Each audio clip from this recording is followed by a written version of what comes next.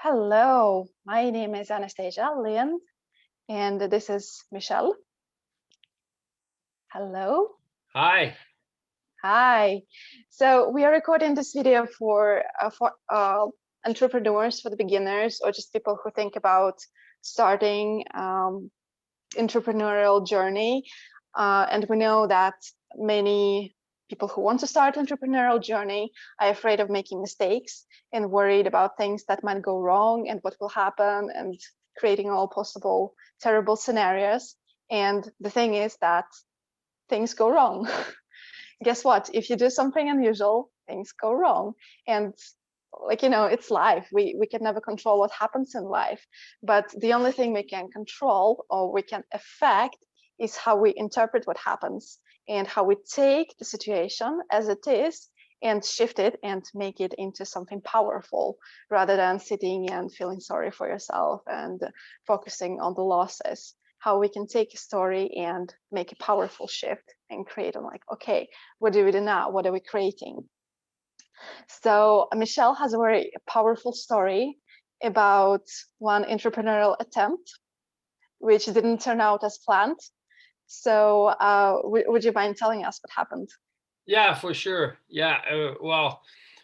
First of all, ever since I'm a welder as a background, I'm a welder, and I always thought when I was 18, when I was doing my welding course, I always thought I would have my own welding business at one point, but that never happened. And I started working, and then I got comfortable with working, and then I found out that maybe I didn't want all that trouble of having a business, because I was kind of making good money anyway, as I thought. Anyway, I thought it was good money, and then I got molded by society that that was the way to go, and family and everything. But um, I was originally from Quebec, and then I moved to British Columbia in Canada, and then I met my wife and start working, and then she had a very good job too for about she was 20 over 20 years working at the same place. And then one Wow. day we went on holiday in Quebec, and then we came back from the holidays, and then they abolished her position. She was a senior accountant, so we were looking into buy income property at a time, but I guess we had to change our plan. So, and then the plan was we came up with we bought a coffee shop, and so here we go. I always wanted to be an entrepreneur. I thought I would have a welding shop, and I ended up with a coffee shop, which I didn't know nothing about the restaurant thing. Our daughter was working at that very nice coffee shop, and then it was for sale. So we talked with the owner, and then we thought it was a sign and it was meant to be, or whatever. So we jump into that business, and it was very exciting at first.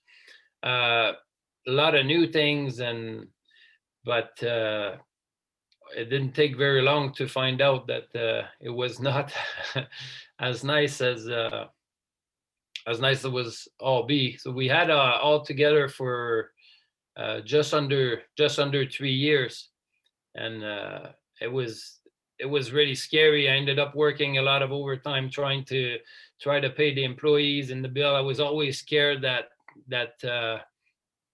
was always my biggest fear, is I would not have enough money to pay the employees. And then we had credit line at first and stuff like Mm. that. And So all those 3 years you had the fear of not being able to pay the employees, but somehow you managed to do it anyway. yeah, that's right. Yeah, that's right. We we Mm. we always found a way, but it was getting harder and harder Mm. and harder. But along the way, I mean, there's lots of mistake that I mean, I'm sure I could do it again, and it would be a totally different story with all the stuff that I learned after. But along the way, um, I was doing some research on marketing, because I didn't know nothing about marketing or whatever. I'm a welder and my wife was an accountant. So we just, and that's the stupid thing. And we just thought because it was a nice coffee shop with great quality product and everything, we just thought that people would come in, and they did. And then everybody loved it and they compliment us. They really loved it. But the thing is, if you don't know how to get people to keep coming in, or you don't give them reason to keep coming in, then anyway, it got hard. And so there was some good days and bad days, but at the end of the day, it was not making enough money. And my wife is getting her depression was getting worse, and then so we kind of decided that we were gonna we're gonna shut it down. Well, we tried to sell it, but every time we try to sell it, it's more weak that we had to come up with more money to pay the employees and everything. And so at one point, we decided that, okay, if we don't sell by this date, then we're gonna close. And then that's what we did. So Okay, so what was the most challenging part about running this business? Well, the one good challenge part, I see the big one of the biggest thing is I had an idea of what the business should be like and what I'd like it to be, right? I kind of had a vision in my head, and then my wife had her own vision. But one of the biggest mistake that we did is we kind of both told our idea of what we were going to do, but we never sit down and then make our vision together of what it was going to be like, and never really made a plan. Yeah, that's a great point. It's very important to sit down and discuss the vision if you're doing it together with a partner. It's very important. So you know you want to do the same thing. Yeah, and that was the thing. Another big mistake that I did, I think we both did, is we were. And that's when I think a lot of business fail because of that. And I learned that after the fact, is because people are focusing on trying to save money. And so that's what we were doing. Every little task that we should have get an employee to do just to try to save money, we should have been focusing on increasing the revenue instead of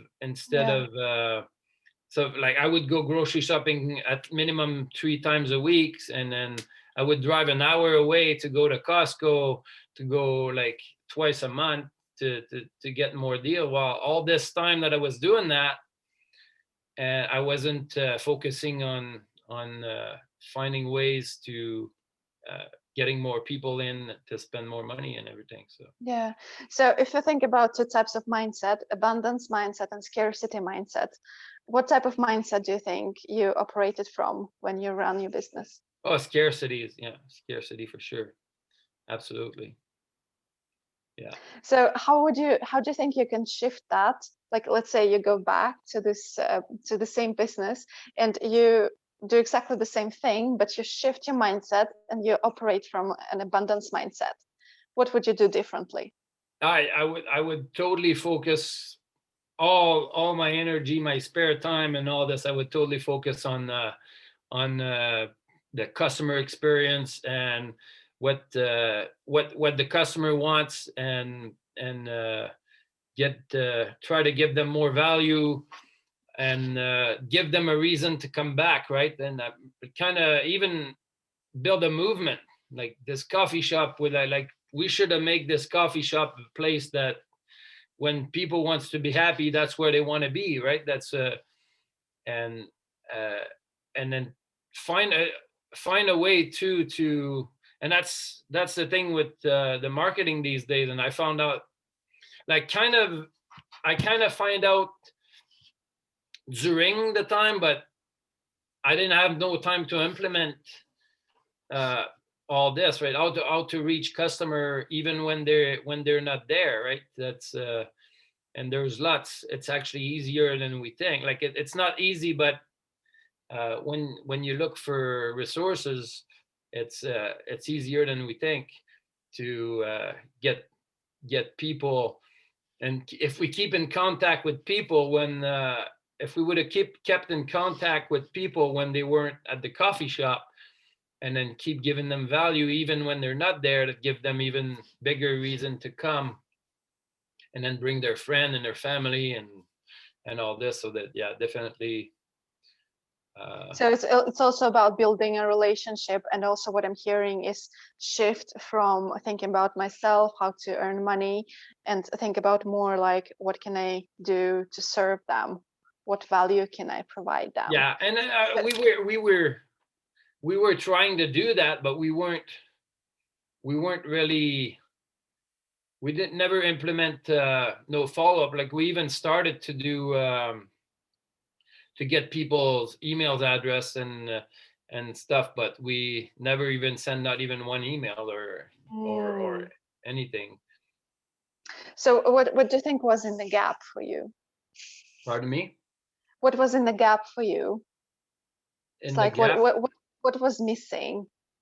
It's like you wanted to send them email, but you didn't. Like why? Well, first of all, there was the experience, but also I was working 60, 70 hours at my job so I can close the gap of the money for the employee. But and my wife was doing the full time, but she was doing the barista, and she was doing the payroll, and then she was doing all these things. So the reason, and I kind of expected my wife to do the email and stuff, but she was also busy doing a whole bunch of other thing, and I was learning all that digital marketing thing, and I was trying to get my wife involved, and that was one of the big thing. The whole time I was looking at it, oh, this is so interesting, but oh, I'm not techie, or I'm not like this. So I always try to get my wife to do that.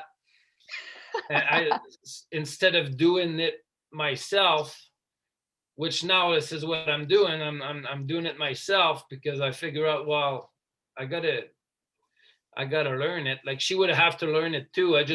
My wife she's always been the smartest person I know. So I just thought, oh, that'll be easy for her. But she also had all these other problems, right? So This is just wonderful. What I'm hearing is like, even though you like didn't know everything you know now, and you were not sure what you were doing, and like there are many things you could have done differently, and you had this scarcity mindset and were worried about being able to pay the employees, you still managed to do it somehow for 3 years. That's wow. That's amazing. yeah, it was, but then we were just digging the hole deeper and deeper and deeper. So, but yeah, you know what was the biggest thing is our marriage stays strong between even after all this. They could Wow. that was one of the biggest thing that it could, at least this didn't go wrong. So yeah. Yeah, that's wonderful. So where are you now with the coffee shop? Well, the coffee shop has been now it's shut down for at least 3 years now. I think 3 or 4 years. Time go fast. So yeah, the coffee shop has been closed, and yeah, and it's funny because there's two ways when you get failure, and then you can look at different ways. And if you ask my wife right now, this is the worst thing that we ever did, right? I financially, obviously, it wasn't good for us financially. I'm still gonna pay. We're still gonna pay for that for 7 years, 8 years after the coffee shop is closed. We're still gonna be paying for that. But Do you mean paying off the debts, or? that's right. Yeah, that's right. But so if you ask her, she'll say that was dumb and stupid and all this. But if you ask me, in some kind of crazy way, I think it was a blessing, because I would not have learned the things that I learned. And I and even though I'm not totally doing it right now, I'm still learning slash procrastinating, if you want. But I just became so passionate about all that thing. And then one of the things that I want to do is I want to help other entrepreneurs to help with the problem that we had, right? The things that I know that I could have done different, I would like to help them with that. And Mm. that's one of the things that I want to do. So And so what are the 5 reasons why this experience was a blessing? 5 reasons that why it was a blessing.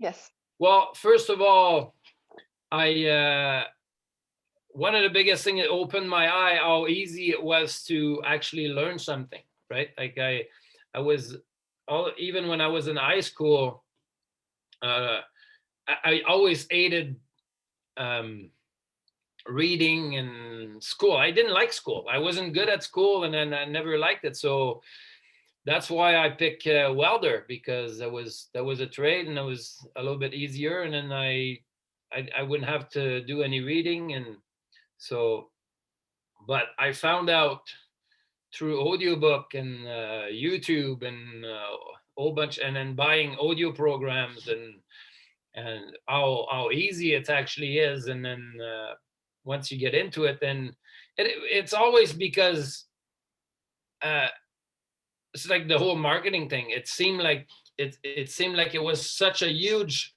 huge thing to learn, but it's just like when you're kids, when you start walking, uh, you don't think about how hard it's going to be and how many times you're going to fall, and then all these things. Like it's actually you just have to start doing it and then go into it. That's why I was always counting on my wife to do it, because I thought I couldn't do it. Like when I started, I could not even. I needed to get my kids to find how to get my emails on the computer, because I knew how to get them on my phone. I would click the app and I would have my emails, but on the computer it was lost. I couldn't find it. So that's how bad I was with computers. So, but you just learn the first thing and the second, and then all of a sudden it's get a little clearer.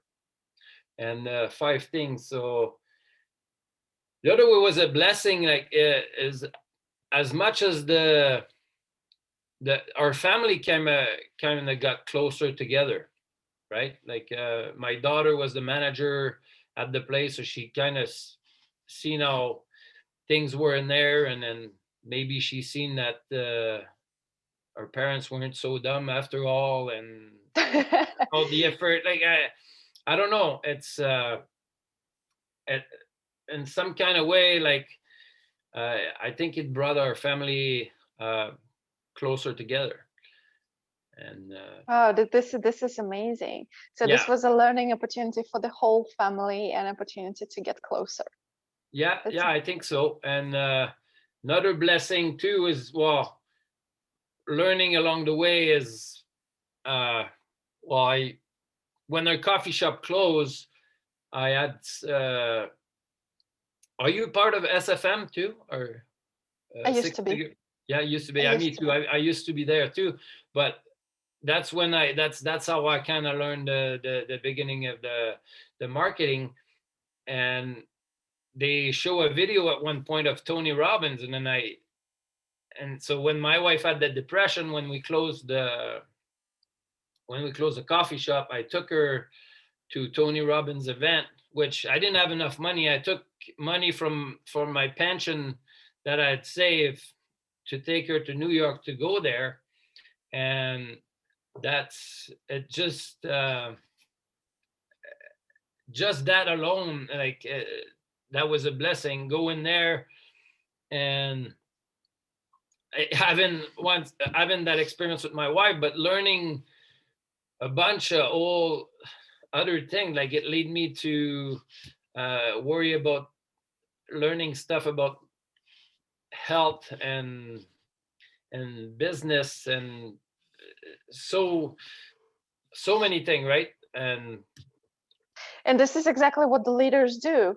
leaders prioritize self-education. And for you, it was important to go to this event because it gave you so much inspiration, and meeting other people, like-minded people who want to create something bigger in their life. It was so much worth than money let you put out for a pension that you will use in I don't know how many years. Like, life is now, and it was important for you, and this is exactly what the leaders do. And all successful entrepreneurs, this is exactly what they do. And also start a business, make a lot of mistakes, learn from it, and move on. This is exactly what the leaders do. Yeah, that's right. That's right. Yeah, not sure that wasn't five blessing, but it's all kind of. I have an idea of another blessing. So if you know that you have a pressure of paying off the debt, it can be used as another motivation to move forward and actually create something. Yeah, it could. Yeah, it could be.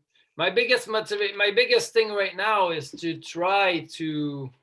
I'm still trying to get my wife on board, like with what I do, and I know that in some kind of way, like she wants to believe what I'm telling her, but she can't see it, right? Because she doesn't listen to all these other books that I'm listening, and then all the following the people I'm following, and when I talk to her, if and that I think it's one of the things that hold me back is not having.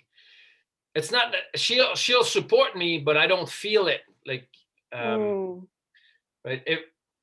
If I knew, like, she was like, I'm still like, I learn when every time I learn something, I'm like, oh, I'm all pop, and I don't have many people to talk about this, right? And then I get home and I would like to tell, but I got to be careful the things I say because she'll think I might be crazy or something, right? So yeah, I get you. So what is it you are creating right now? I'm I'm part of a network marketing group, and I'm working on the presentation. It's a it's a water machine that produce hydrogen rich water, and then I have a whole demonstration that that I work on to show people all the health benefits. And are you still there? Yeah, Oh, yeah. I thought I I'm lost here. you. Yeah, and then so that's what I'm working on the presentation, and I'm gonna turn that into kind of webinar, but it's gonna be a presentation that. What problems are you going to solve with this business, or how are you going to help people? Well, it help people with all kind of health problem, right? And first of all, I cannot say that this is I cannot say that it healing people, right? Really, our body are designed to heal itself, and then what this machine does is it's transform your tap water into, just to make a long story short, it transforms your tap water into hydrogen rich water, which what means one glass of water has more antioxidant that you could possibly eat in a whole entire day, right? So there's lots of people that had cancer and all kind of stuff. There's a lot of crazy stories that if you ask them, they will tell you that they've been healed by this water, but really it's not the water, and that's why I have to be careful. But it's what the water, like the water hydrates your cells right away, and it's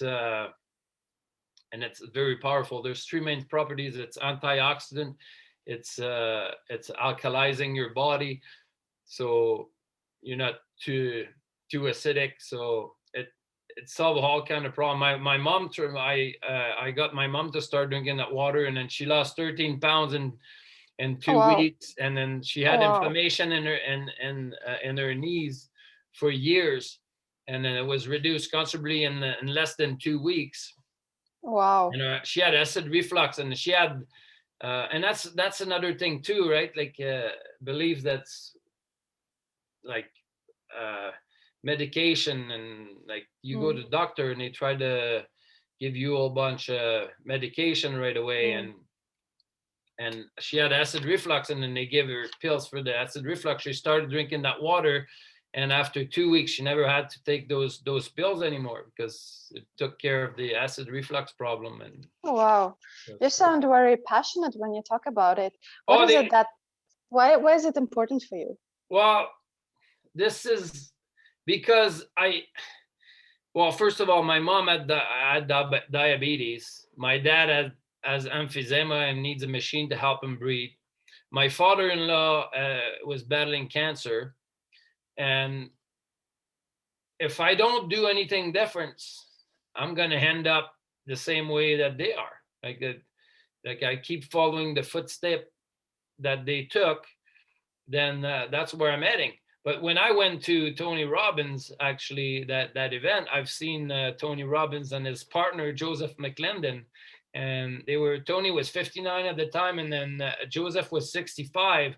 And then that was the same age as my dad, and it was like exactly 30 years older than me.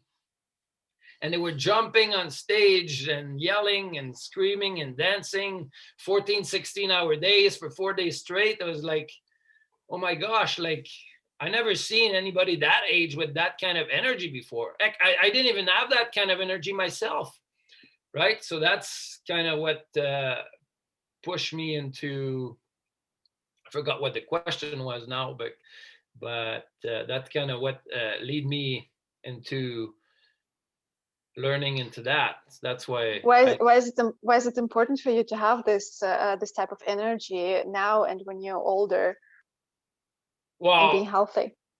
Well, energy is everything. Like without energy, I'm not gonna achieve any goal. Without my energy, I won't be able to spend good quality with my kids, and then hopefully grandkids are coming soon, and then I won't be able to do as much thing. I would be exactly like they are. Like when I was 24 and I was welding, I was around about same kind of people. Plus, we're breathing all that smoke all the time, and